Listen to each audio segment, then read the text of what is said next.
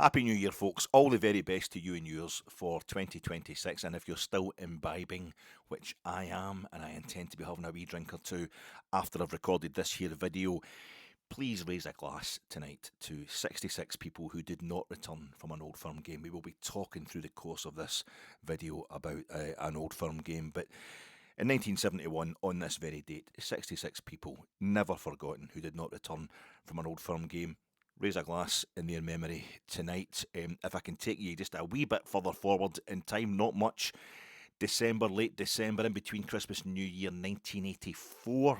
December 28th, 29th, something like that. The game between Christmas and New Year in 1984. 84-85 season. I am 15 years old. Back then, it's my first season of just going to see every Rangers game home and away. I had a paper run. That was enough to finance going to watch Rangers home and away. Check out the old man doing old man rants at New Year. You know, see, when I was a boy, you could afford to watch Rangers home and away on the £2.50 I got per year for my paper run. But you could. And I'm at Parkhead for the second time already that season. It was great. Dumbarton were in the top flight in 1984-85 season. Dumbarton in the Premier League. We won 4-2. I think it was a game. I think the early game, the one in August. I think it was August time we beat them 4-2. I think that was the one Ted McMinn scored straight from a corner at the old Parkhead. But the game between Christmas and New Year, I think we might have been getting beaten that one, but we eventually won it 2-1. I remember the goal. Everything was really close up, because it's quite a wee park. I think it was Ian Redford and Ian Ferguson and Super Ali. I don't know if they scored the goals. They were certainly involved in the moves, and the place was going crazy because the news was coming through and the old transistor radios it was back then. The Aberdeen, I think they drew that day with St Mirren, but Aberdeen had just lost. Aberdeen were the reigning league champions.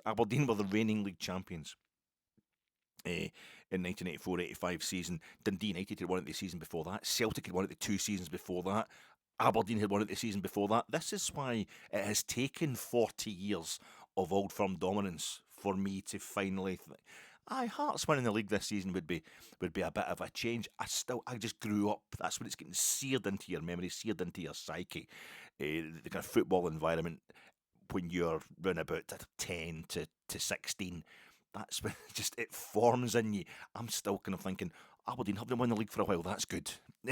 Dundee United, always dangerous, even when Dundee United are getting relegated and stuff like that. It's because that's the world as it was when I was a kid. It's taken 40 years for me to think, it's just Rangers and Celtic that have been winning the league recently. But back then, this was the world, and Aberdeen I think they were top of the league. They'd slipped up at St Mirren. They'd get beat off Dundee United. I think the game before that was the previous Saturday, just before Christmas, when we'd all been at Parkhead. I'd been at the old Rangers end at Parkhead. Was it Cammy Fraser or Davy Cooper? I can't remember. We had a few draws at Parkhead in that run of 9 years without winning there, but we'd drawn. We'd drawn at Parkhead, and Celtic lost to Dundee United that day. We were at Dublin. You're hearing Aberdeen are slipping up.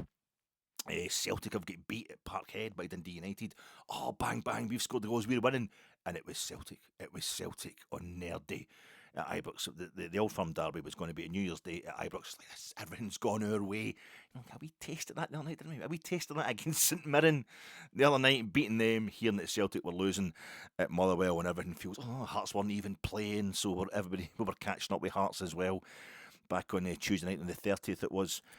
The other night with Celtic coming up tomorrow, but then I remember it was Celtic at Ibrox, and I'd only been allowed to go to my first Old Firm game the previous April. I was like 14 at the time, and a kind of meaningless end of season game, almost as meaningless as any Old Firm game can be. Bobby Williamson overhead kick, beat them 1-0. That was great, but this one was proper potential for this to be completely mega. And I go along there absolutely buzz. And my uncle, I was in the Stevenson Masonic Supporters Club. It was basically one out of Saltcoats. And my uncle had got his tickets front row of the Govan rear. You could basically pick where you wanted to sit in the days if you were going in anyway regularly. And we were just to the right of the halfway line, basically over towards the Celtic end, over towards the Broomland. And there's Celtic fans in the Govan stand at that point in time, just over right the extreme west of the ground. They've got the whole of the Broomland, obviously. They were in the main stand, and they had half of the enclosure, which was still terracing back then. So the first half, were beating them 1-0 at half time. I think Davy Cooper scored. I think Peter McCloy might have saved a penalty as well. This is amazing. I think this is fantastic. I'm watching Rangers charging to the top of the table. This title is ours. In the second half, I really realised just how many Celtic fans were on the ground, because the ball only went in one direction for the entire second half. It was towards the Brimlin Road goal, and I'm just watching a sea of green and white everywhere as Celtic. They only beat us 2-1. They only come back with 2 goals to beat us 2-1. Pretty much that's what we'd done to Dumbarton a few days previously. But it could have been 4 or 5. They were absolutely, basically didn't get out their own half for the entire second half. It felt like. So that's this. I can't help it. I can't help having that in my mind as we go into this game tomorrow, full of expectation. Situations different, you know. I mean, had St Mirren equalised the other nights, we'd have gone 4th, and St Mirren had chances to equalise on Tuesday night. We would have gone 4th in the table because Motherwell are so tightly behind us.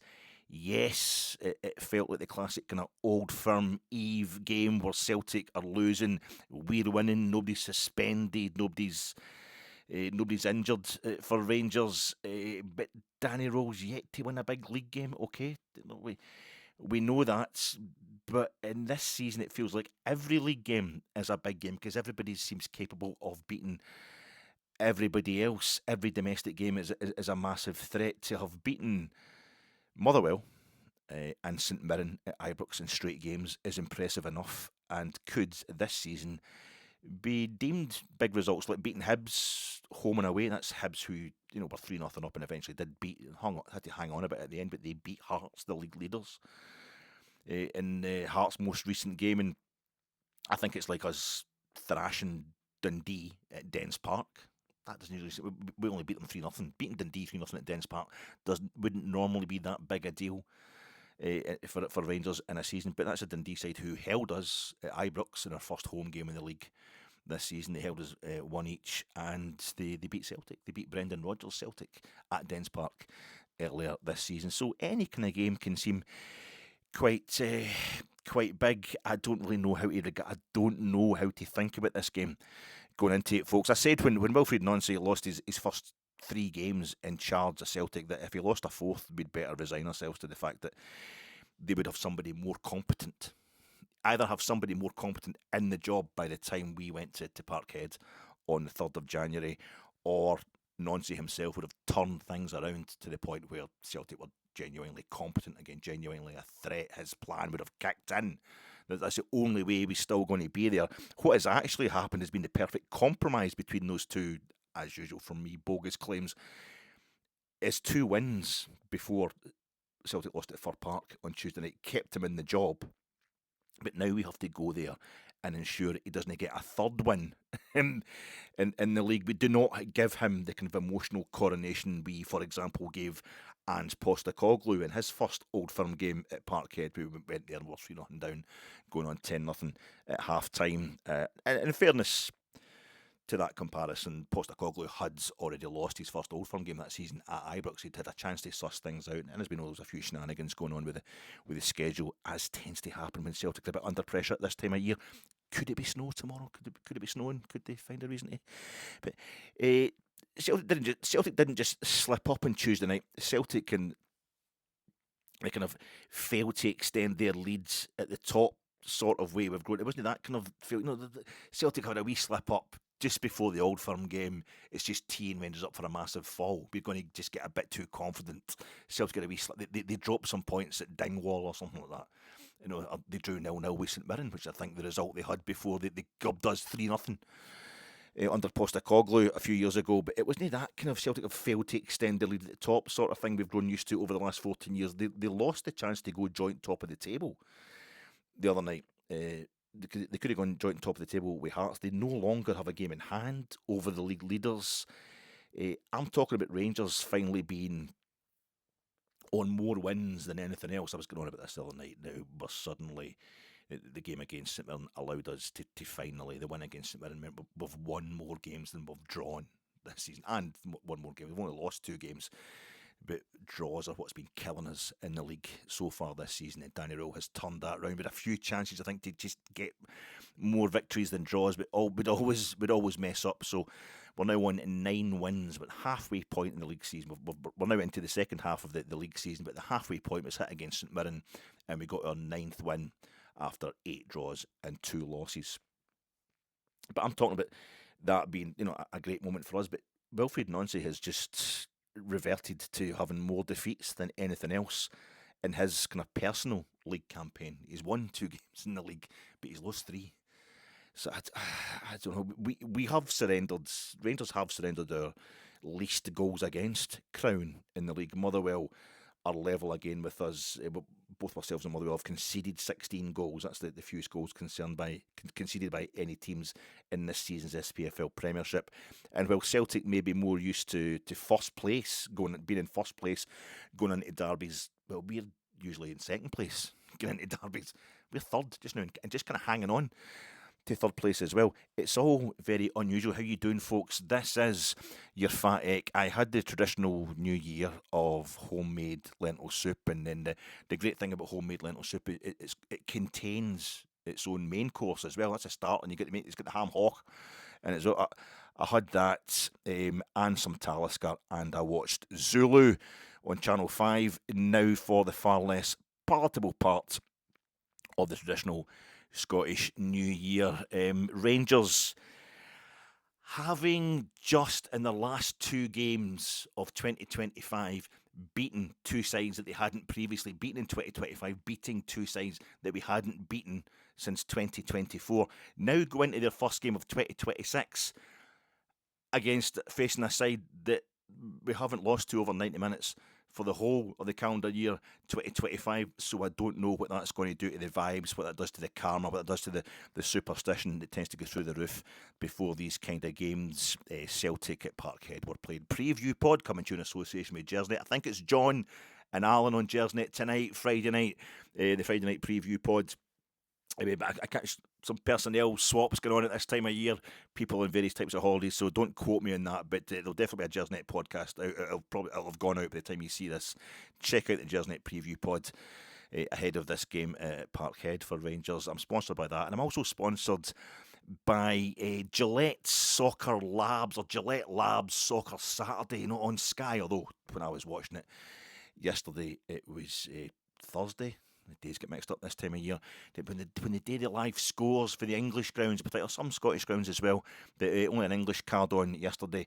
And I'm sponsored by that, but I'm particularly sponsored by the moment where they hand over the anchor in the studio where the banter going on, with the guys sitting there behind their screens watching individual games.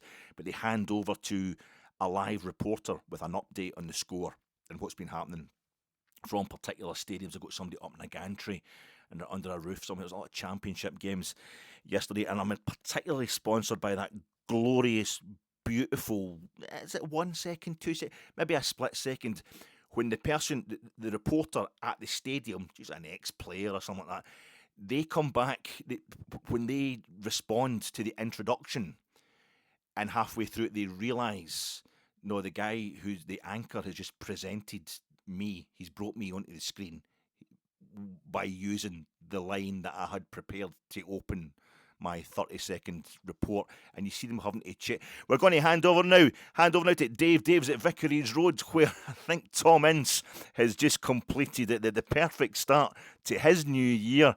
What's happening? Thanks, John. Thanks. Tom Ince has indeed, as you say, completed the perfect start to his new year. That's what I was going to say. He scored a hatch. He's got his 3rd goal. Watford are beating Birmingham 3-0, and Tom Ince has got all the goals.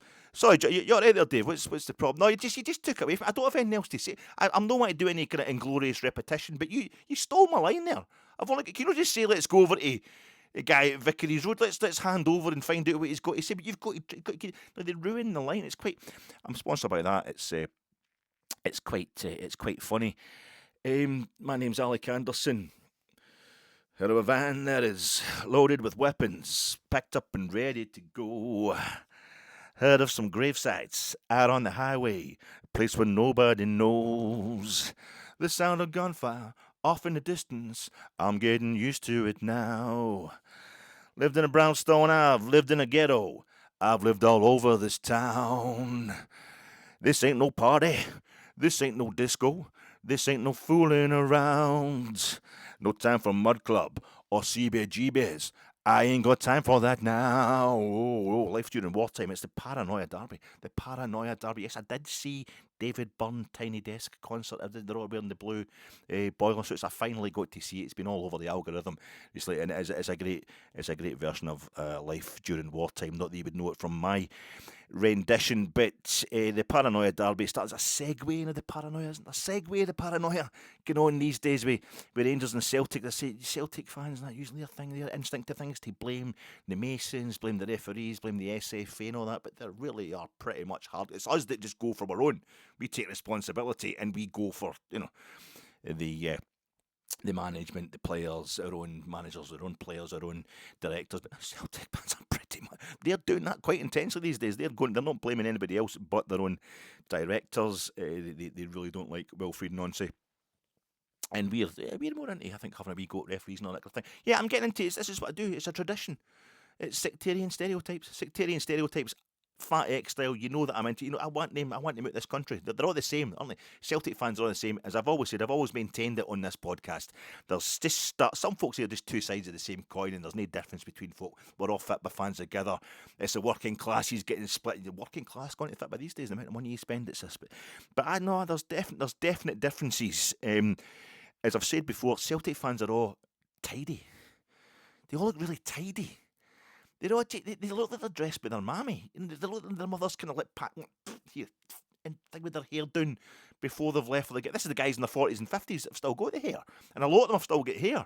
And the scarves even, they're all folded quite tidy now. They've got the nice wee jackets on and their hair's all combed and stuff like that. I think it was my mate Robert, he said to me, I was saying to him, I can't remember what game it was, probably 10 years ago or something like that. In fact, it might have been the game 2016, we went to the semi-final. In fact, it was just after that when we beat them in the semi-final of the Scottish Cup.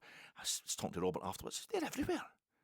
Went to Hampden, because when you get to my age, the years fly by. I didn't realise we'd only been to Hampden to play Queen's Park a couple of times, and then Celtic in the League Cup semi-final the previous seat. That was the only times we'd really been to Hampden recently, from 2012 up to 2016. But it felt like, I've spent most of my life going to see Rangers at Hampden. And I said, they're everywhere. They're all down Cathcart Road and all that, just walking about as if the only place it used to be, like they'd stay in the east side of Hampden, we'd be in the west side, and that was it. We just divided it. And Robertson, it's probably because they're used to having the run of the place. We've not been around when it comes to games at Hampden for a wee bit. I was like, oh aye, that's where it'll be. But I was a bit late getting to the 2016 fight. I was struggling to find somebody to park the motor in the environs of Hampden. I ended up veering right through to the Celtic support, really. And I was I'll never forget that day. There's some of the sights that I saw. There was so many guys. This is 2016. That were guys in their 20s, not even in their 30s yet. They all seem to be dressed like Charlie Burchill and think for Simple Minds. In the early 20s, they've got in the early 20s, not like the early 80s, the late 70s, early 80s when Simple Minds were first come out. They've got the buttoned up white shirts and all that, and the kind of they're going concert pianists or something like that. They're really tidy, really quite. Even with the Green Brigade and all that, they seem to be on the stuff all tighter and smarter and patted down in a kind of. I know we call each other tramps. That's a thing. It's nice for tramps, nice for your actual tramps these days. Go to Italy, everybody up the north of Italy calls each other Neapolitans. That's the. I went to Verona against Atalanta hosting Verona in Serie B once, and it was. Napolitani, no, you're Napolitani. That's horrific. So every time Napoli win the league, and it's not been often. I'm like, yeah, I get it. In fact, it's the first time Napoli won the league since I went to that game. It was 1999. It was last season, but well done, Napoli. The tramps thing, we caught each other tramps, but I have to say, this will suit Celtic fans, because you're all but he's quite the other extreme. It's quite that's definitely the difference. And also, I'm always keen to stir up sectarian hatred, show what side I'm on, nail my balls to my colours to the mast. That's a different podcast. We cheer different. I know I've mentioned this before, but it bears repeating. We used to go to Parkhead in those days, back in the kind of early mid-80s, and I'd go, they don't have seats here. uncle. No, this is different. It's different culture. You speak different culture. They don't have seats. They have this standing thing. That's weird. He didn't. I'd never seen anything like it. And so when Celtic would score against us, particularly when scoring into the Celtic end in the second half, and you couldn't really see what was happening because it was in the old Rangers end, which held, it's got an amazing structure. The old Rangers end at Parkhead, but it held 18 to 20,000 people, and there was only two folk in the whole of that 18, 20,000 Rangers support that didn't have a floodlight in front of them. You didn't have a floodlight stanchion. There's only two folk could ever see the park. Floodlight stanchion free. It's quite an amazing construction there. The old Rangers end at Parkhead. But when Celtic would score up there, you couldn't really see what happened with the goal, but you could see the jungle in the Celtic end, or terrace, and they would jump up and down. It's a bit harder now when it's all seated, but you still see it. They seem to jump up and down like Zebedee, a massive rate of knots, and it was never a roar with Celtic. I still don't hear a roar when Celtic score against us. And that was the game at Hampden in the semi-final. I've been to a lot of games where there's big Celtic support still. I don't go to Parkhead anyway. Some of us. Sometimes we don't have any Rangers supporters at Parkhead recently, but it's still the same thing. It's like, as opposed to, it always feels as if the Rangers supporters, we're all fat like me and fawn about going, oh, beauty! Like we're all steaming.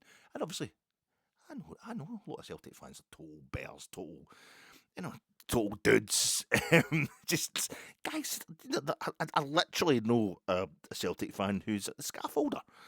And it's that thing where you wouldn't square go. The guys are hard, but it always seems collectively, watching the Celtic support, it's a bunch of just, what did you used to call them at school? The guys in like sixth year, like prefects, and they're just doing whereas we were all like, oh yeah, dancer, goal for Rangers. You always wait for somebody to go, it's actually Celtic that scored. I don't care, I'm pissed. I'm just enjoying the game. It was there's definitely a cultural difference. The library, the Celtic. I'm really proud of my Celtic library. That was one of kind of early 2000s started becoming a thing. Guys, I was walking beside, and we started social media started happening like following in a big way the following few years. Is it my Celtic library? I've got my Celtic books and that kind of thing. I've got my Celtic books and stuff. And I just feel as if it's a bit self-conscious. A bit like the music. I went to see Public Enemy. Yeah, because they're totally right. We just go and see Public Enemy. We just like Public Enemy. You just have got to talk about it as if you're part of the... You know what I mean? There's definite massive cultural differences between... Alec, you're sitting in front of bookcases full of books, some of which are Rangers related, that your Rangers library that you're showing off about, and you put an album, usually put some sort of album up behind you. But different, right? I don't even read these. I know I've written, I've actually contributed to the Rangers library, but the miracle of that is I can't actually read. So, Zulu. Let's get. I was watching. The thing I like about Zulu, because I'm such a bigot, is it was made in 1964 or come out in 1964. Year Rangers won the treble, and it's about something that happened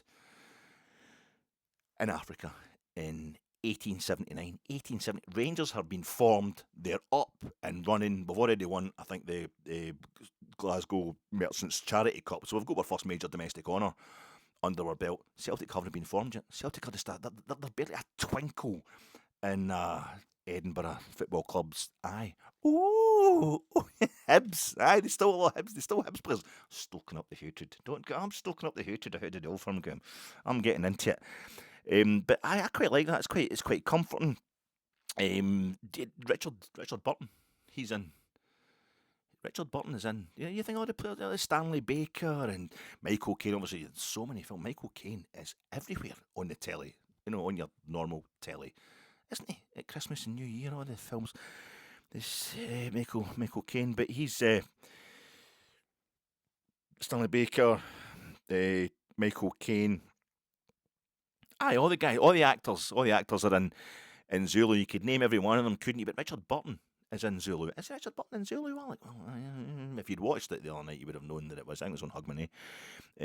But Richard Burton is in Zulu the same way Martin Scorsese is in The Grifters. I was supposed to direct The Grifters. Scorsese, no, Angelica Houston, John Cusack, Annette Bening, The Grifters, so con artists and that, and they brought in Martin Scorsese. Well, Martin Scorsese, I think, was supposed to direct it first. He produces it or co-produces it, but he brought in Stephen Frears as director. But they decided to.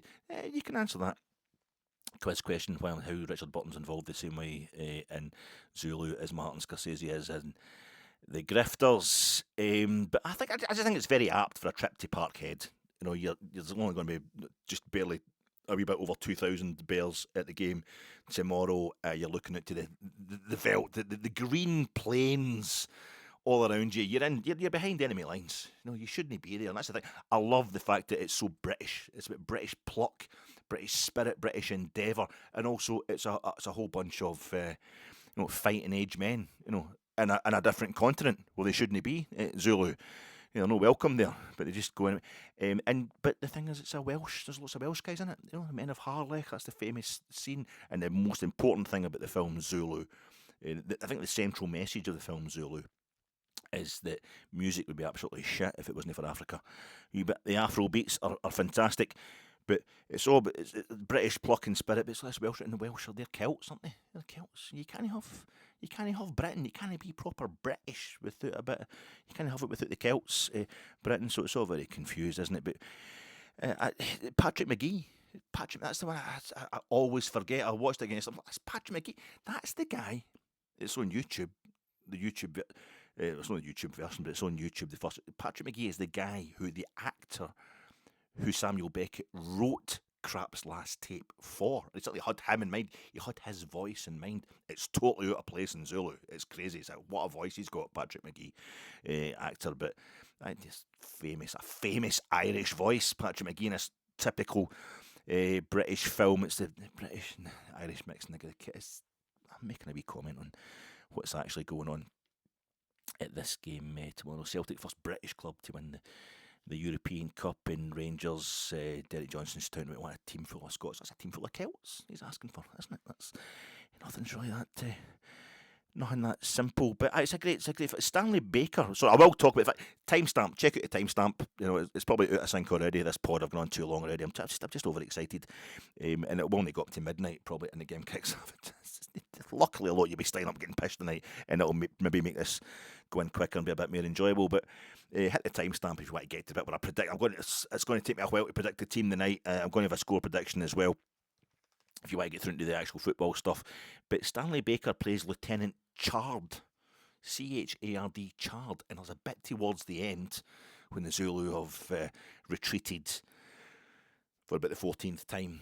And the kind of hospital, the field hospital, the wee barracks bit that they've built, the thatched roof, it went on fire during the fighting, and it's all burnt out. It's completely burnt out, and not everybody got out alive. And it's I can't remember the name of it's a really posh name for the Michael Caine character, but he's a gentleman. He's a public school boy and that kind of stuff.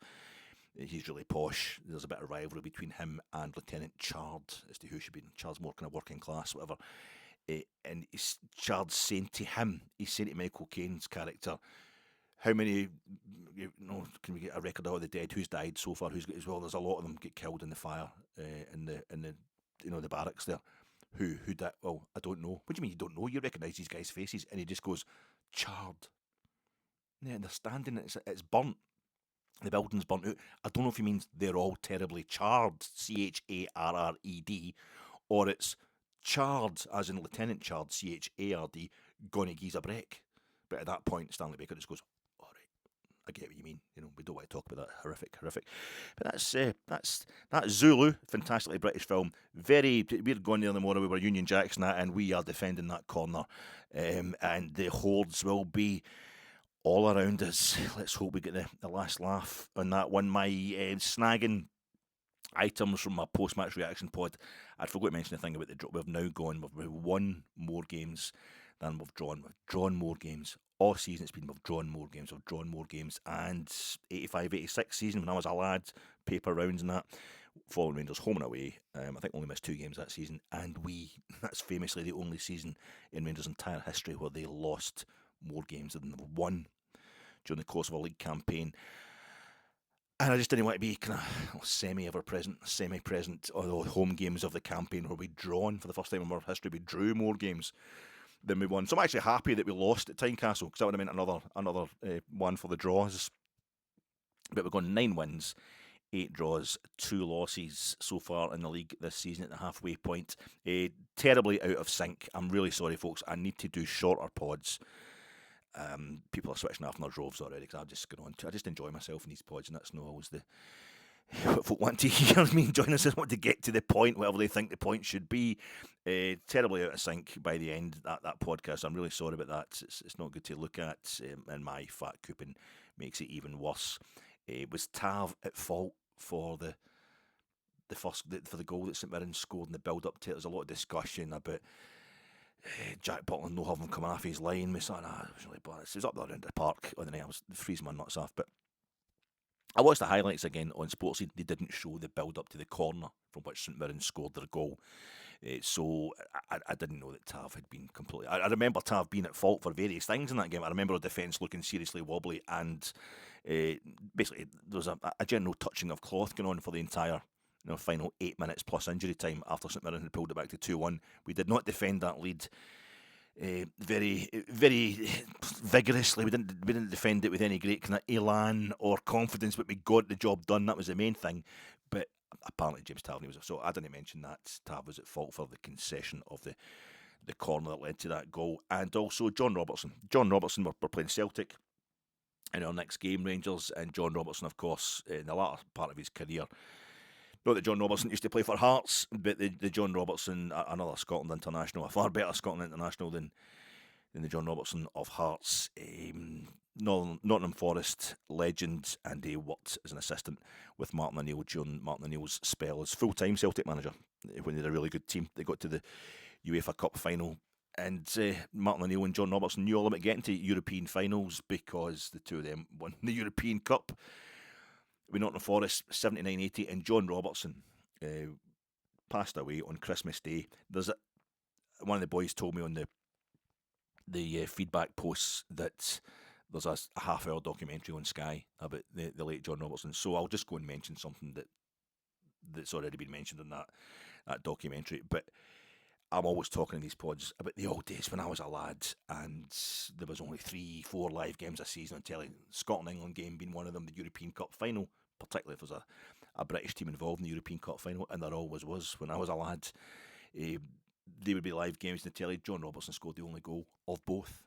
And I remember watching it. I remember watching the 79 European Cup final where the only moment of football played in that entire game, he goes to the byline, he puts the ball across for Trevor Francis to head in the winner in his European debut. Trevor Francis in the 1979 European Cup final for Nottingham Forest against Malmo. Obviously, John Robertson central to the Forest team that had won the league the previous season. You had to win the league to get in the European Cup in those days.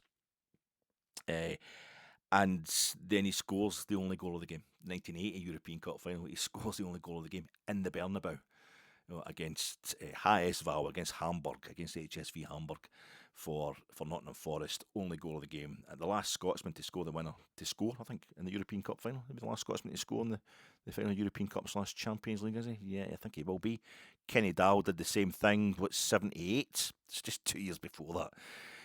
A Scotsman scored the only goal of the European Cup final as well. But John Robertson, in 1981, I remember being in town that morning. Salkits was the town in the days, and come back to Ardrossan, my pals and all that, and used to go to the there's a lot of stuff on just now, but the 50th anniversary of Jaws, all the kind of matinees used to be on at the Regal Cinema, which later became the Metro nightclub in Salkits.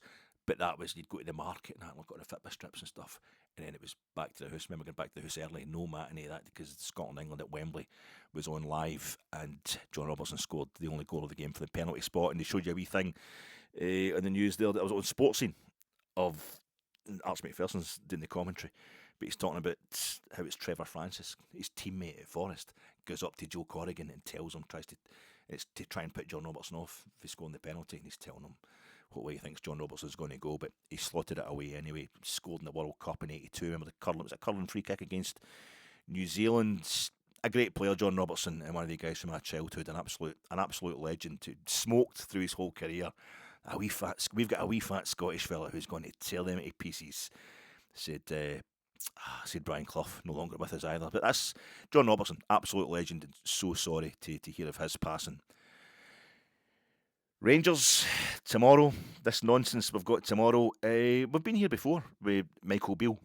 A great opening run of new manager bounce games where we just, and then it gets to play Celtic. Doesn't quite happen. But once he gets his own signings in, how good is he going to be? If this is what he's doing with Giovanni Van Bronckhorst's squad, what is Michael Beale going to be able to do when he gets his own signings in and he gets a proper? The rumour wasn't he pre-season under Gio? Gio hadn't trained him properly in the pre-season. He'd only got to the European final and won the Scottish Cup the previous season, Gio, because it was Steven Gerrard's pre-season that Michael Beale had been involved in. So now we're back full circle. Michael Beale got them. He got the pre-season the following summer, and he got in his own signings, and we were awful. We went totally backwards. I'm not saying the same thing's going to happen with Michael Beale, but there's slight with Danny Röhl, who seems like the real deal rather than Michael Beale. But I've just been here before where we're kind of thinking, and I've been pushing this line as well, if this is what Danny Röhl can do with this team, what can he do when he gets his own signings in? Just get to January and but doesn't have any new signings in. And there's, if it goes wrong, it used to always go wrong against Celtic. I think he drew 2 each at Ibrox, didn't we? New Year, Christmas time, Michael Beale's first Old Firm game, but he'd go to Parkhead and lose. I think it was his first loss. Was it Parkhead, or was it in the League Cup final against Celtic? Anyway, it did not work out. So I'm thinking of that, but I've got that working against that is the fact that, for example, Dujon Sterling was completely rested from the squad the other night. Bojan Majowski was ill. I know, but bringing on John Suter, if he'd only played like a few minutes in the game against Motherwell, he comes on and plays almost the whole game. Connor Barron, we just rested him completely the other night as well. Sorry, he's on the bench. He come on fairly early in the second half, Connor Barron, but we're resting key players and we're getting key players back to full fitness, whatever, but they're not playing in these really tough games against St Mirren. Mikey Moore doesn't start the game against Motherwell, but we win that as well. So against this whole thing of I could be getting too ahead of myself, there's undeniable proof that Danny Röhl seems to know what he's doing, and beating Motherwell and beating St Mirren is, I have to reiterate, not a big deal in the history of Rangers. It is this year, because that's the first time we've done it in 2025 at our very last chance. Motherwell unbeaten against us since 2024. St Mirren the same. Emmanuel Fernandez, let's start talking about him. He's now on 4 goals, which is almost as many times as he handles the ball in the box. Nice to see him finally, the Masons finally, too much of a redneck, too much of a brass neck to disallow that one the other night. He finally gets a penalty awarded against him. Manny Fernandez for liking to handle the ball in the box. But if you were told in the summer that we'd have a guy called Emmanuel Fernandez who was going to score 4 goals for us by the new year, you'd think Argentinian midfielder, maybe a Uruguayan striker. No, Emmanuel Fernandez is our big centre half. No kind of round of applause for the big man, but that Tav is still our top scorer is an absolute shambles. Doesn't matter who scores our goals or from which position on the park, but a 34-year-old defender whose legs increasingly do seem to have gone. I was hoping he was maybe just a bit ill as he'd been the previous month, but no. Tav being our top scorer on 7 goals as we hit the new year, that's really bad. And yet here we are. The painfully overused expression statement result is it's been unholstered, cocked, and it's taken. The expression statement result is kind of taking aim at the rebel, the tum-to-tum. Tav's our last scorer against Celtic as well. Sharpness and possibly the referee, sharpness, was the main problem in that League Cup semi-final where Danny Röhl come up against Martin O'Neill. Martin O'Neill had Celtic sharp as they out the blocks, as Celtic normally are. They come out the blocks at you absolutely frantically. They totally go for it. It felt as if it was sharpness at the start of that game. It was the problem versus Martin O'Neill's Celtic in the League Cup semi-final. Bluntness and fear from both sides was the problem in the previous league meeting this season. When it was 2 coaches no longer at either club, Martin against Rodgers, Russell Martin against Brendan Rodgers. It's hard to remember them all, but that might be the worst Old Firm game I've ever seen in my life. We'd been humiliated 6-0 in Bruges. Celtic had been humiliated going to Kairat Almaty, the Champions League playoff round. None of the two of us made the Champions League group stages. And it was really, they did it in horrific style. The pressure was starting to mount at Parkhead. The pressure was beyond pressure at that point with Russell Martin. It was just a matter of when, which is the situation that Celtic fans think Wilfred Nancy is in just now. But that game, that 0-0, I was delighted to be getting 0-0. Delighted. And I think Celtic were delighted as well, to the point where I watched, it was like there'd only been 2 shots on goal, and they weren't even shots on goal for Celtic. It was just like pass backs to your goalkeeper. It was an awful game. Nico Raskin not playing either. I thought that would be the last time we'd hear from him. But I was watching it, talking of awful 0-0s, I was watching Liverpool against Leeds on New Year's. Did you watch that on Sky? Jesus Christ. The last 3 times Leeds were promoted to the top flight, it coincided with Liverpool winning the title that season, the top flight title that season. Oh, Leeds champions of the Championship last season, Liverpool champions of the Premier League, the FA Premier League. Well, Liverpool won the top. The last 4 times Liverpool have won the top flight in England. Rangers won the top flight in Scotland the following season. Now, obviously, we're hoping it's going to be 5. This was something I was talking about this at the beginning of the season. Oh, when Liverpool are the champions, Rangers always win the league the following season. That's now more on than we ever thought it could be by the time we got to October this season. We haven't lost to Celtic over 90 minutes since September 2024. Rangers haven't lost to Celtic over 90 minutes since September 2024. Now, that can be overstated, I think. Now it can be overstated. Sorry, now, that can be overstated. They beat us twice at Hampden in the League Cup in that period, although the one in particular was a bit ropey in terms of the refereeing the final from last season. But they haven't really been the threat to us, Celtic. They haven't been the threat to us face-to-face that they once were. September 24 is also the last time they beat us in the league, and it's the last time they beat us at Parkhead, but we only went to Breezeblock Boulevard once in the calendar year 2025. We won 3-2 under Barry, having gone 2-0 up early doors, Diamandi and Raskin, remember them?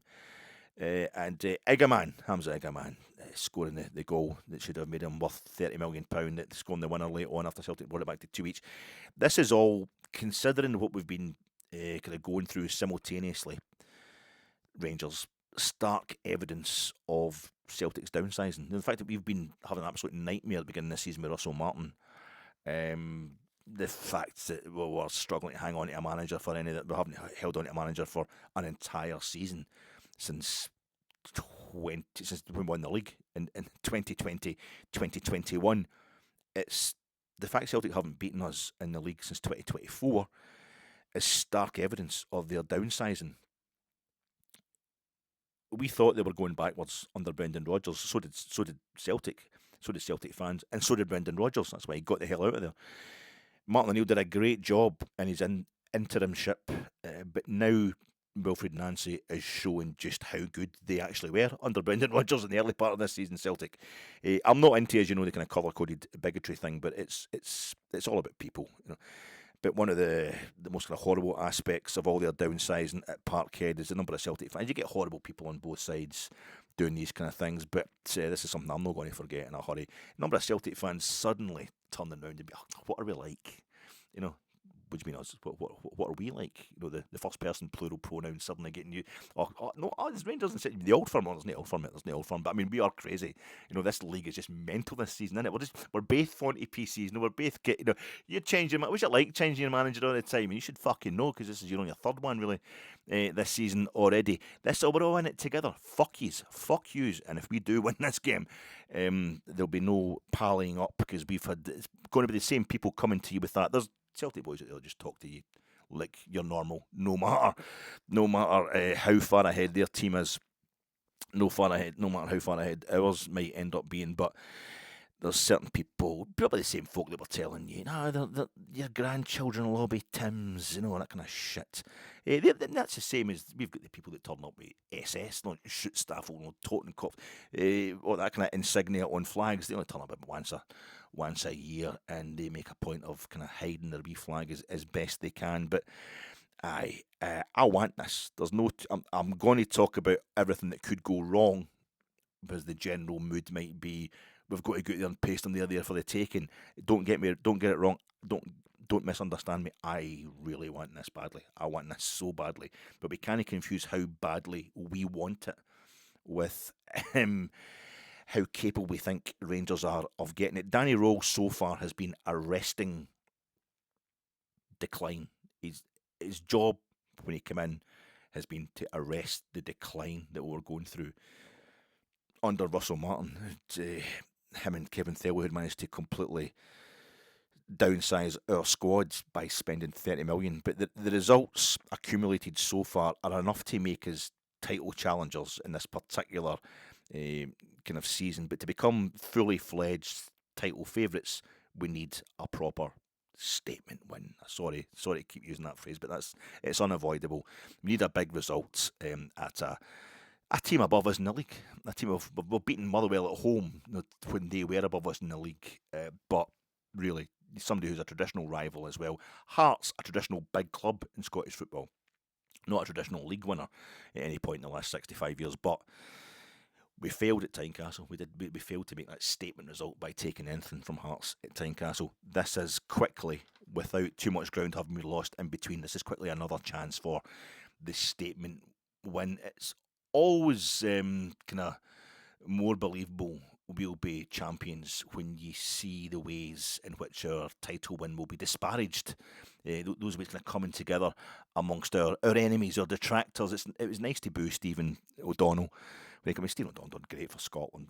Generally a nice guy, I would imagine. Really great for Scotland, particularly against England at Wembley. He nearly scored the winner that night against England at Wembley in the last Euros. But it was nice to boo him onto the park when he came on from Motherwell last Saturday after his wee statement on Sports Scene when we won 55.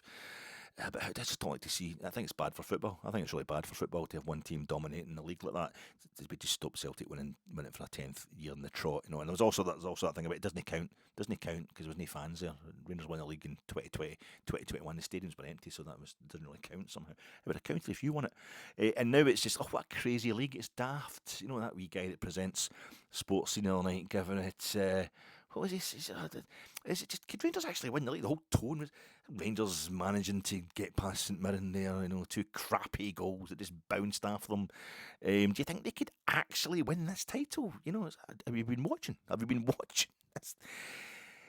Poor opening 15 minutes against. So what I'm trying to say is I'm getting encouraged by the fact in a really bitter, pathetic way. I think you'll believe that Rangers are capable of winning this title when we do win it, if we do win it, and then we follow it up. Next season. This could be the start of winning a few titles in the trot because we've got the owners. I was never under any illusions that if it wasn't this season, it'd be next season. It would win this league because we've got the money now, the money behind us. But I feel as if when you start hearing that kind of, but it's a crazy season. It doesn't really count this season because it's such a daft league title. It doesn't go the usual way where Celtic win it, so it must be crazy. We'll take that on board. That's you've got to take that as encouragement. We had a poor opening 50 minutes against Motherwell last Saturday. We had a poor closing 50 minutes against St Mirren on Tuesday night. Yet again, our squad isn't fit enough. A truly modern, pragmatic coach like Daniel Röhl needs the summer to get them, to get the whole squad as fit as he needs them to be. So we're picking up injuries here and there, as we know, the muscle injuries. Same thing happened when Philip Clement first arrived at the club.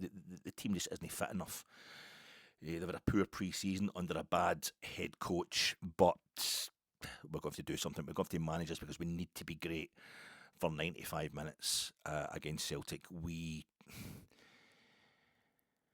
We ain't all that just yet, basically. We ain't all that, as the kids say, and they can't keep being that bad. Celtic cannot keep being that bad, can they? They've lost at home to Hearts and Roma. Well, we've done that this season. We've lost at home to Hearts and Roma. Wilfred Nancy's lost at home to Hearts and Roma, and Wilfred Nancy has lost away to Dundee United and Motherwell. Well, we came very close to doing that. I mean, Motherwell should have scored another couple of goals against us in that opening game of the season, that second half. They weren't quite used to just how easily they were getting through. I think Motherwell kind of lost concentration. They were getting through so easily on our goal in the second half. We drew that game, and of course we equalised in the very last second of 8 minutes of injury time against Dundee United at Tannadice. So we came quite close to losing. They were not that much better than them. I don't want to get too ahead of ourselves here. My hopes for 2026. Let's do hopes for 2026. That's something I can timestamp quite easily. I'm changing. I ended my 2025 pods, that post-match reaction from Ibrox after the St Mirren game was also, I used that to do a wee review of 2025. So briefly, what do I want for the year ahead? It's now 2026. What do I want for 2026 as Rangers are about to embark on the first game of that calendar year? I want Scotland to beat Haiti. I went Scotland. Beating Morocco is as difficult these days as beating Brazil, but I just beat Haiti. That was the problem with Scotland. They'd always 9 times out of 10 we'd get the small game first. We'd get the one game against the one team in the group that was, you know, worse than us, supposedly. We thought that was the case with Peru in 1978. That was just a blatant lack of attention being paid to world football, thinking that the Peru team of 78, who'd got to quarterfinals in the 1970 World Cup and did all right in the 74 World Cup, that suddenly they were going to be absolute garbage because it was a country that would... Costa Rica, 1990, it's the first game. We always do well against the bigger teams because I don't think that happens anymore. I don't think we can raise our game to that. It's now a chasm of difference in talent between ourselves and the bigger footballing nations. And Morocco have basically kind of done what Scotland should have done. They've become genuinely magnificent and world class at times. Morocco currently hosting the old AFCON, but I just want us to beat Haiti in that first game. Avoid humiliation. That's also get a win in a major finals for the first time since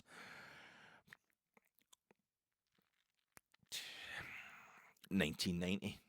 When we beat Sweden, that's got to be it, isn't it? 92 we beat CIS. 96 we beat, first time in 30 years. Super Ali scored the winner the last time Scotland won a game in a major finals, when we beat the Swiss at Villa Park. And typically that turned into a tragically short as well. Didn't qualify. For the knockouts, didn't qualify for the quarterfinals as it was in those days. But let's get our first win at a major finals in 30 years. Just put it all into beating Haiti. I didn't mention in my review of the year Scotland because it's mostly Rangers flavoured. I'm mostly concentrating on Rangers in these podcasts, but also because it just hurts so much because I missed the Denmark game. It's really affected. There's a lot of reasons to feel uncomfortable sometimes supporting Scotland. I'm not into the whole do a deer, kilt wearing biscuit tin type of thing, or the stag do thing about it, attention seeking. I just really like to see the Scotland national team doing well because I'm massively into Scottish football. But that added another not being there on the night that we beat Denmark because I hadn't bothered my arse to get a ticket or renew my membership for the supporters club thing. We basically have the greatest night handing of my entire life. Yeah, it's hard to get over that one. I want in 2026 quickly Rangers. I want us to win 2 trophies. I hope one of them's a league title. I would love one of them to be this season's league title. If it's going to be the Scottish Cup and then next season's League Cup, that's fine. But in 2026, I want Rangers to win 2 trophies. I want Rangers to win this season's UEFA Europa League. No, I want us to win a game in this season's UEFA Europa League. We haven't won a game yet, and it's an absolute disgrace. We've got 2 left in the group stage. I think a wild technicality we could still qualify for. We're not going to. We haven't been going to qualify from this group for basically, I think, since the 3rd game. But Rangers just win one at Ludogorets Razgrad, preferably at Ibrox, and then just try and get a draw in Porto. I just want to avoid any record bad points totals. 3 points is the worst that's been accrued in the first season of the UEFA Europa League. I want us to beat that at least. Get out if we can beat Ludogorets, that's it. We've got 4 points. Don't have to worry about that. Rangers, I don't want us to play in the Conference League at any point in 2026. Not because we've finished 7th in the table, we didn't win the Scottish Cup, and therefore we don't deserve to. We can't qualify for because we're in the Champions League qualifiers for next season. And maybe the worst that will happen is we drop down into the Europa League. Just don't play in the Conference League at any stage in 2026. I also want Rangers to assist Celtic in cutting their own throats in a way that excludes Celtic from the Champions League, the Europa League, and sets them in a total decline from their kind of flat track bully dominance, yes, but also their kind of Peter Lawwell hysteria-induced 21st century strength. At the beginning, they're genuinely strong, but yeah, but I'd also, a cure for cancer, peace for all mankind, and I want all your white populist politicians, they kind of Putin-backed Nazis in the Western Hemisphere to die, like Charlie Kirk, or at least be voted out in a popular kind of revolution. So that's the cheery stuff. My starting 11, so I'm only joking. Starting 11, for this game at Parkhead. At least, unlike most Old Firm games, we didn't have, as I say, anybody copping a red card or a season-ending injury versus St Mirren the other night. We go into it with as clean a bill of health as we've had for a while. No major injury updates. Will we have any new signings though? Danny Röhl was kind of joking about keeping Stum.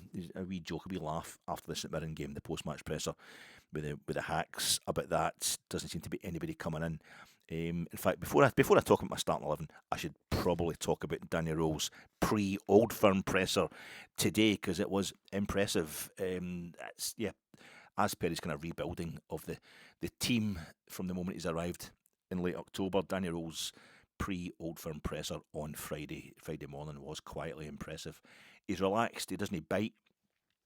He says signals instead of indicates. That signals that we're doing such and such. That that indicates we're doing. That's one of the nice. I like seeing these. I can't speak any German, so I always find it quite interesting how these. But aggressivity is always not. Remember, Philip Clement used to always say aggressivity. A lot of other foreign coaches do that as well. Nobody's ever tell him aggression. He's honest about. He's honest even when he's playing his cards close to his chest. He's honest about the fact he's playing his cards close to his chest. He does that in a disarming, kind of open way. He has a laugh with the assembled journalists, but he doesn't seek to be a character, like he's trying to win them over and like that. And he talks down overconfidence while, without ever kind of shying away from the basic need for confidence at a football team. It's all done in a kind of convincingly confident manner. There's no bluster. He's very real, whatever that's supposed to mean. It's real, earned, hard-won confidence that Danny Röhl exudes. Twice today, he told us his team were ready, would be ready, are ready, using the word ready. And I don't know if he's looked at the club motto and just thought, yeah, I'm going to get that in there. But it definitely got the hairs on the back of my neck getting up. And by his closing statement, he changed that to, he was asked, I can't remember what the final question was that was shown on the Rangers TV version of the press conference anyway. Was it something about, do you believe this squad is now capable of winning the title or whatever? And he this massively pregnant pause, this really long pause, but serious. He's not a drama queen in any way, Danny Röhl. And he's kind of thinking to himself, what am I going to say here? And he's quite happy to show you that he's having to think about it. It reminds me, it's a documentary. I'll talk about it later. But considering what the team was like when I arrived here, he's basically saying that we're one win away from going level on points with Celtic. I'm not sure everyone would have believed it. That's creeping in. I think Tav was saying the same in his talk to the press the day on Friday. He was saying, I think everybody was writing us off, and it's quite there's a wee bit of kind of there you go. You shouldn't have written us off. I think it's too early for that kind of patter, but. He said it's a good signal, said Danny Röhl, about where we are at the moment and which direction we developed as a group, as a club. And then later on, was this maybe the long pause before this bit, but he said, from this point, we go with confidence forward, and I will enjoy this game tomorrow, and I will push my group, but my players will be so motivated tomorrow to deliver a proper fight and hopefully the result we want. Der Gaffer.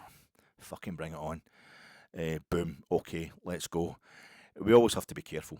And I get a lot sometimes before Celtic games, unless I am actually saying, I think we're going to get stuffed. You get Celtic fans go, oh, Alec, you're quite happy. You seem quite upbeat there. You seem quite confident. Like, try to tee me up, so they can get in my face tomorrow after we've been tanked. But I'm a bit too long in the tooth to do that. But it was good stuff. I'm just saying the manager's part was good at the press conference. We always have to be careful. I think Celtic spend their entire history looking for an excuse to behave like a small club, like an underdog, whatever Kasabian meant by that term. And the tone in which Röhl said these things undercuts any chance of hubris, but all the media do is render the tone of the statement itself the point that he was making. We are not underplaying our chances, but it's in the spirit of not denying we've improved since Röhl arrived. Nevertheless, it's too late now. We need to back up these statements of confidence. And while Big Manny Fernandez says he doesn't think the crowd's going to affect him, we want to take this game to the point where the crowd is round about him, is round about Manny Fernandez, is on the park.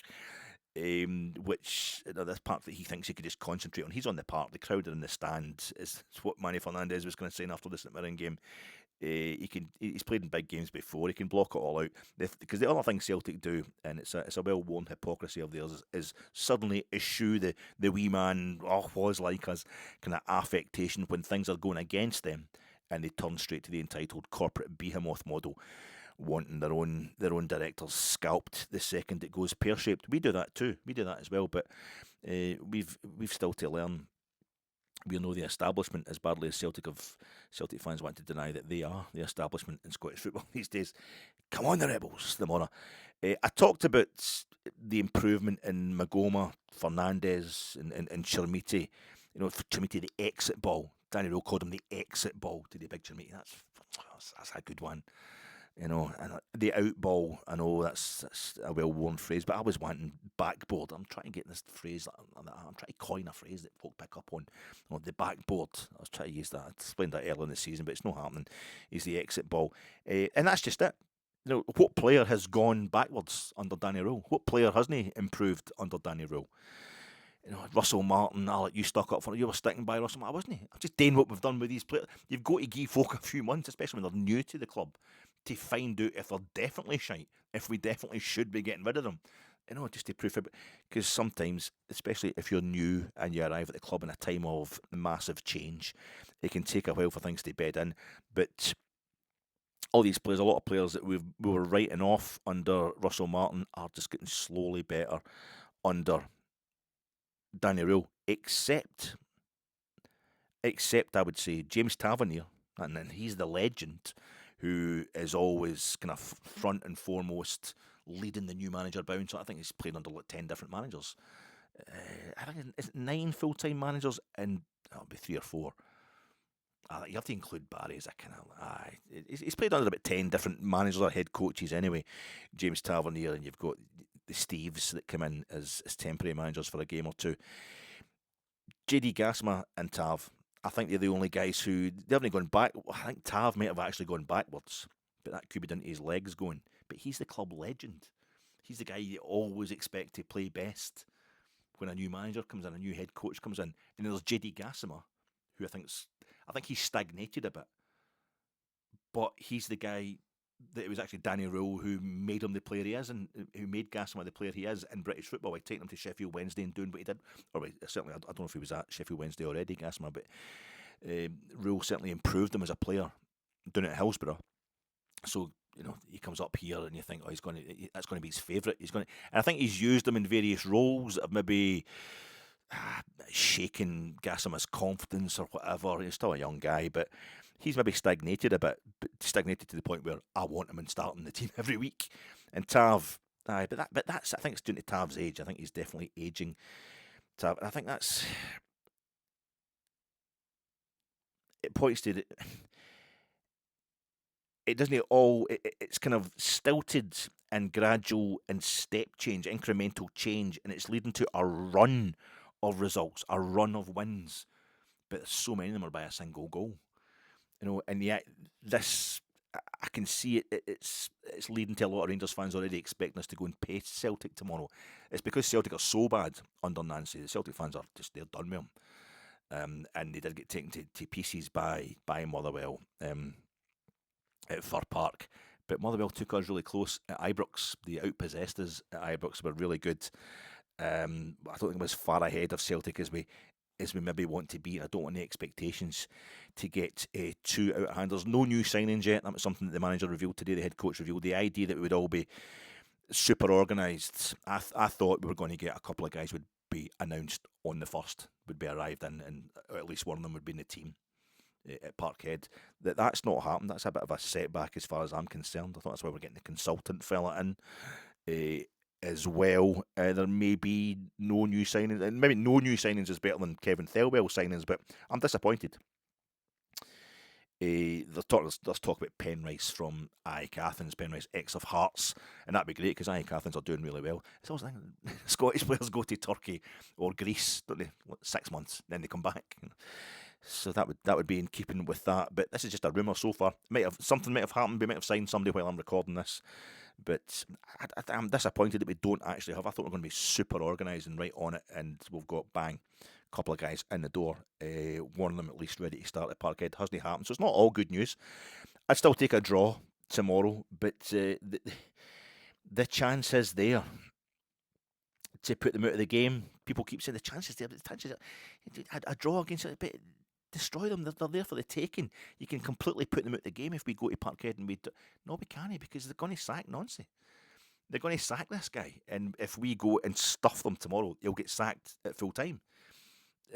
And so the next time we play Celtic, I'm not saying we should go there and not beat Celtic and not hammer Celtic because we want to play the long game. There's no long game involved. You've got to win every game you possibly can. But I don't think it's as simple as we need to go to Parkhead and destroy them. I think that's us, a lot of Rangers fans building themselves up for an excuse to be angry at Rangers if we don't hammer them. I think we've got to concentrate on the chance to keep ourselves improving at the same rate as we have. So a draw wouldn't be the end. Was he Enzo Maresca? He gets sacked by Chelsea. Maybe what if he stepped in and became Celtic manager? You'd be scared then, wouldn't you? And he's a guy who he scored the 2 goals that ensured Sevilla won their first European final. Enzo Maresca, against Middlesbrough, won 4-0 in Eindhoven in 2005 or 2006. That final was, and he's also managed the team that ensured the Real Betis were hammered in their first European final against it. So he's a hero to Sevilla, and we can't stand Sevilla after what they did, the way they hosted that European final. So I don't know, Enzo Maresca maybe suited to the Celtic job. Starting 11 tomorrow, yeah, I've got no idea. In a good way, I've got no idea because we've got so many options now. Suddenly it feels like we're quite confident in a lot of players. Parkhead's the kind of place that can all get exploded. I don't even know what formation we're going to play. It's Danny Röhl changes things as it is. Are we going to completely go for Celtic because they're weak at the back? They've just bought a Mexican defender. They've got a brand new defender, a Mexican international. That'll be a dude. He's going to be in there. They've got him in loan for Bournemouth, so they'll probably improve their defence. Don't know if that messes with our plans. But I can't even decide what position. Initially, I thought we're going to go with the 5 at the back, and that is because, well, the 3 centre halves that can change to a 5 when you bring when we're defending, when you bring the wing backs back, but it's like 3-4-3 on paper, but it's a 5-2-3 really when we're defending, because we're going to Parkhead. Rangers it's always a tough game going to Parkhead. We should never write it off, but I would initially, it's because for some reason somehow Dujon Sterling, John Souttar, and Emmanuel Fernandez are almost the first names in the team sheet. You can't. It's not the first names in the team sheet. You can't see how they're going to be dropped. They have to all be playing. Dujon Sterling's had maybe a game total, 1.5 games total since he's come back from long-term injury. John Souttar's played less than 90 minutes since he's come back from a medium-term injury. And as Emmanuel Fernandez, as we're saying, is just it's only recently that we've started thinking he's a bit of a guy, and a lot of that is for what he does in the opposition box. And a lot of my uncertainty about the team is on Tav. I don't know if Tav's going to play. And we've got a team full of new players. First trip to Parkhead, so always dodgy for Rangers. New players are really. You think the captain, the guy who's been going to Parkhead for 10 years, Tav would be first name in the team sheet? I'm not sure that he is. He was ropey the other night against him, and he's so good for set pieces though. And we're scoring goals, and that's what Danny Röhl was talking about that in his presser on Friday, about how we're scoring different types of goals, and now within those different types, we could score from open play and set pieces. And then you'd Manny Fernandez himself talking about how you can score. Scott Fry, the defensive coach, is teaching them how to score from the second phase of a set play as well, as we did with Asgard's goal, as he did with his goal the other night.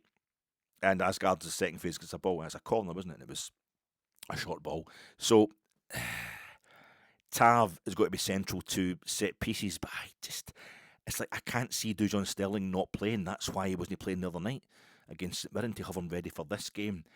And Tav, I initially thought it was going to be Jack Butland just saved his 7th out of 8 penalties. Was it Scotland's coefficient on Twitter that had that stat? 7 out of his last 8 penalties. Jack Butland saved, not including shootouts. It was saying in this tweet from Scotland's coefficient. Check it out. Also on Blue Sky, you should check it out there.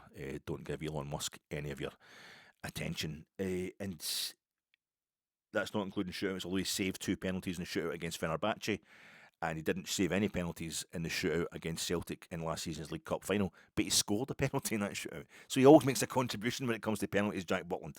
I hope he's not giving any away tomorrow, but it has to be Jack Butland in goals. I was going to go Sterling, Suter and Fernandez as your 3 centre-halves, Tav at right back, Magoma at left back, Barron and Raskin as your sitting 2, and then it was the front 3 of the 3 other players left, all offensive players that I started getting confused. I want, at that point, Gassama, Majowski and Moore. I want Gassama and Moore to... Mikey Moore. I want Mikey Moore on the left-hand side and JD Gassama on the right-hand side. And I thought, have Majowski as the centre-forward, because Celtic are at home. They have to come at us as they do. It's an open style. I think they play under a dangerously open style, a naively open style that they play under Wilfred Nancy. Guys who can be fast and use space and have got the skills and are accurate, can hit in the break and whatever. These are the guys you want to be getting in about them, cutting them to pieces. But it could be Gassama and Moore either side of Asgard, who's scored in his last 2 games. He's also an exit ball now because he's such a physical unit. He's right in there. I've watched him the last 2 games against Motherwell and St Mirren at Ibrox, mixing it up. But alongside Big Chermiti, who's mixing it up with him. I thought it would actually be, this is the front 3 again, when we're going with the 3 centre-halves, Diamandi or Asgard behind Chermiti and Moore, a bit like we did at Tynecastle, which would mean it's actually a 3-4-1-2 that we're playing if he wants to have that physical presence up there, that exit ball. Tav was a bit downbeat in his presser today, and he's got quite a monotone way of speaking. Tav, his inspirational stuff. Tav is the way he plays, but I don't know if he's a bit of a downer because he's found out that he's going to be dropped. But I genuinely don't know how we're going to play this. The more I think about the fact that we should just go for it, maybe we should, because we'll not get any other chance. Maybe Wilfred Nancy, I think, is probably going to get sacked. If he's as bad as we think he is as a manager for Celtic, he's going to get sacked. So we need to go for it now. A chance to get 3 points against Celtic, a chance to get a win at Parkhead, a chance to...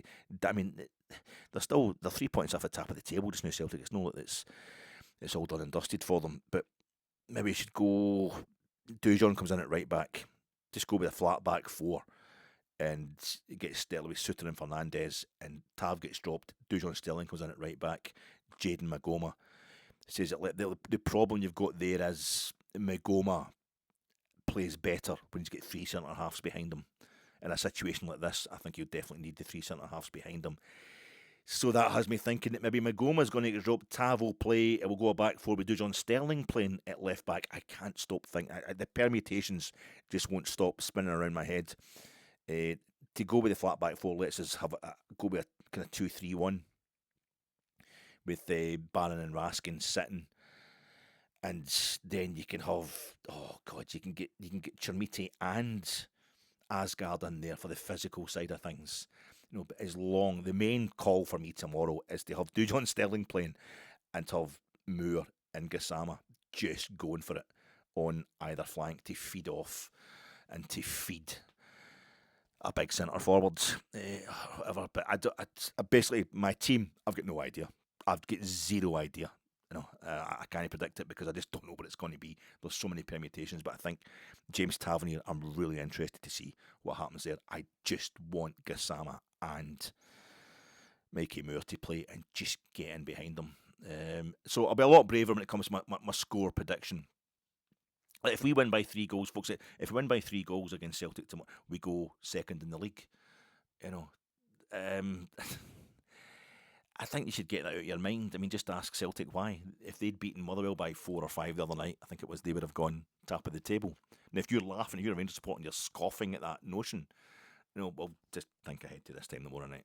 This time just think ahead to full time today. Be scoffing at the notion that you ever thought Rangers were going to go there and win by 3 goals. You need to be careful with that kind of stuff. It's just about getting out there and doing the best you possibly can.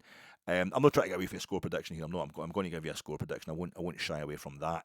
I forgot to mention we've got just appointed a guy called French, Dave French. Maybe it's David. I'm not trying to change this. I'm going to predict this score.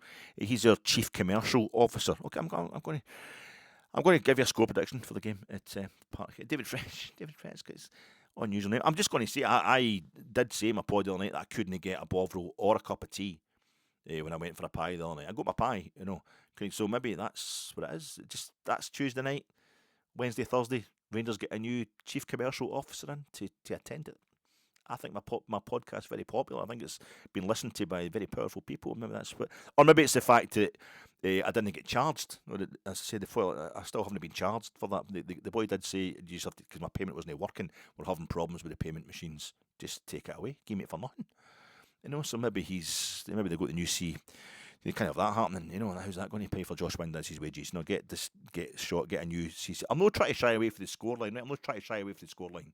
I've got this new chief commercial officer on. He's called David French, and Aviva Stadium. He was the CEO of the Aviva Stadium, Dublin. Dublin's had 2 Europa League finals. 2010 when 11. Sorry, the second one when Porto beat Braga by a Portuguese derby there, and also in 2024, Ademola Lookman he's playing at Africa. I'm not trying to get away from the score. I'm not trying to get away from predicting the score. I'm just saying that they've and we've recently played in 2 UEFA/Europa League finals as well. So it's quite a wee medal. If they go to Dublin, they will fall. Oh, we didn't get to Dublin for the Europa League finals, but we've got the guy who ran the Aviva Stadium. He's coming to out. All right, I feel instinctively we'll need to score at least twice, right? I feel as if we need to score at least twice to avoid defeat when we go to Parkhead. Celtic fans, on the other hand, have almost written this game off. They're just hoping Nancy's gone before they play Auchinleck Talbot in the Scottish Cup. It's quite incredible. The depression there. The lack of belief, and that scares me as well. There's no doubt the man's had an awful start, Wilfred Nancy, which now just seems like a frankly worse version of what Russell Martin's time at Rangers. By all accounts, Motherwell didn't he just beat Celtic on Tuesday night. They played them off the park. So 5 defeats in 7 is unheralded.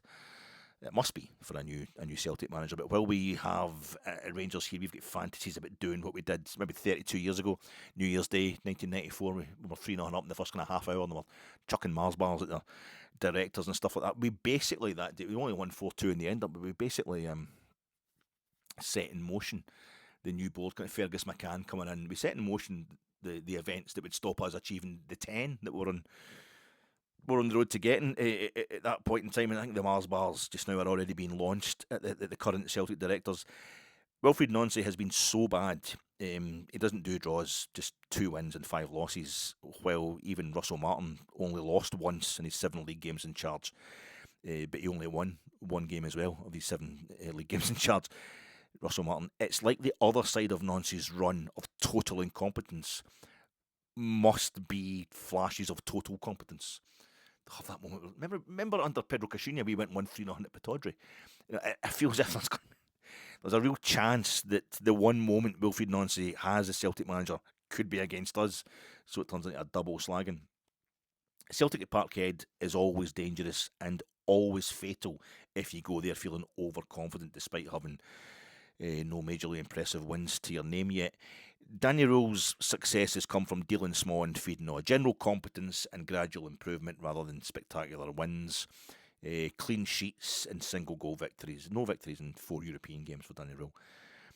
We'd absolutely take any kind of victory here, but getting too ahead of ourselves is dangerous. As always, my first concern is what happens if we lose, if we as a support turn on a Rangers team heading in the right direction, because that's the unfamiliar situation we're in. Celtic are so bad right now, despite being 3 points off the top of the table. We may actually be failing rather pathetically, totally underperforming if we don't beat them at Parkhead this weekend.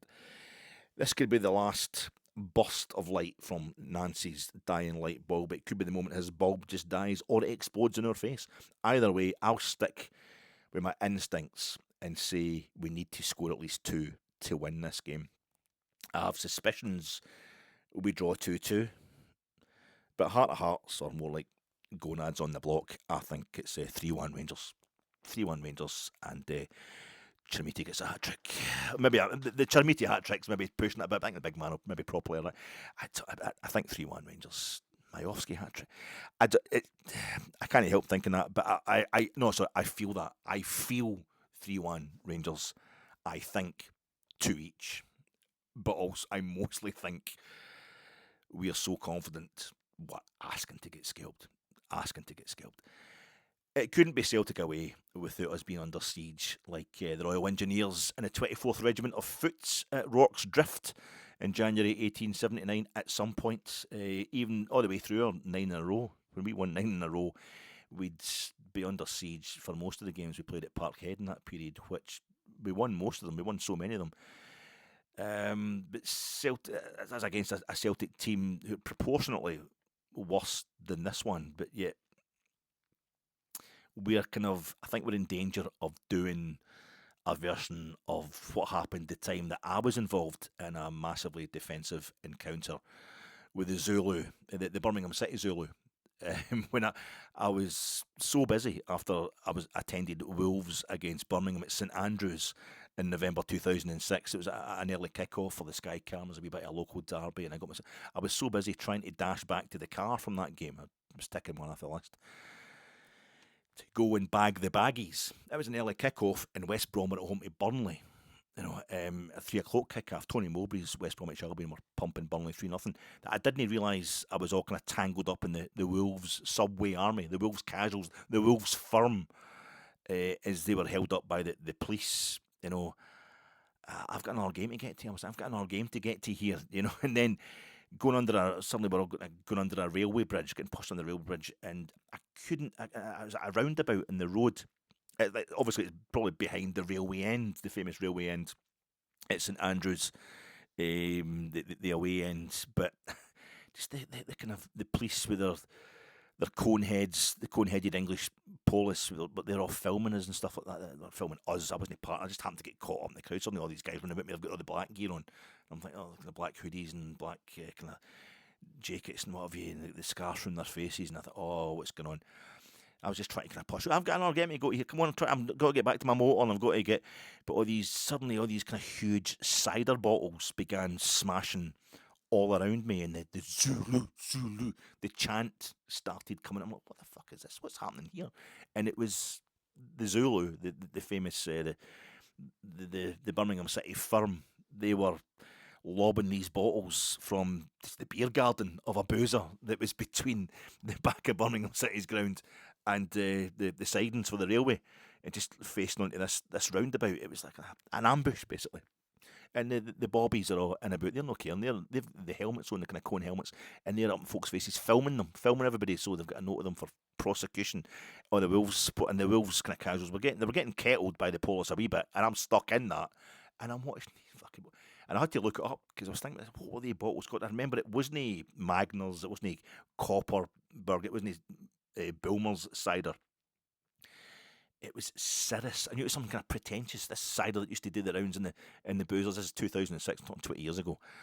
And it's these bottles flying through the air, and they were lobbing them up so high to get them over the police, so that they wouldn't glass a policeman. But they were going right up, and they're coming down in amongst all it. And I remember this Wolves casual, this member of their firm, big fella, greeting his eyes out, totally greeting his eyes out. And it wasn't fear. It was he was so angry, he was crying.